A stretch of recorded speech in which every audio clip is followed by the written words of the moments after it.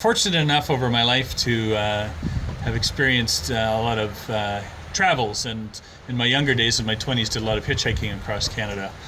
Um, for about 4 summers, I hitchhiked all over the country, and I met a lot of wonderful people during that time.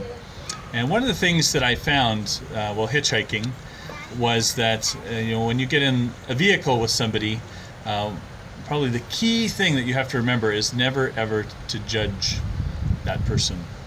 As soon as there was a sense of judgment on their part, if they felt like you were judging them, that would shut conversation down pretty quickly. So that was something that I found was a real gift for me during the days that I used to hitchhike, was being able to get in somebody's vehicle. Maybe they invited you to their homes, and you would have a wonderful time sharing all kinds of stories.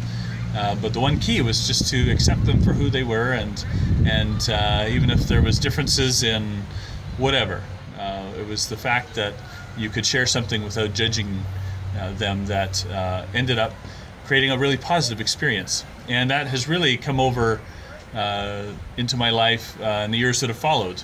Just to give you one example, I was on a plane ride back from Oregon after a writers' conference and met this young fellow sitting beside me on the plane who was a Trump voter, and we got into chatting for the entire plane ride back pretty much, and ended up having lunch together at the Vancouver airport. And there was not a stitch of tension the entire time, even though there was obviously a lot of things we disagreed on. But both of us, it seemed, were really approaching the conversation from the standpoint of listening to what the other person was trying to say, and not to judge them.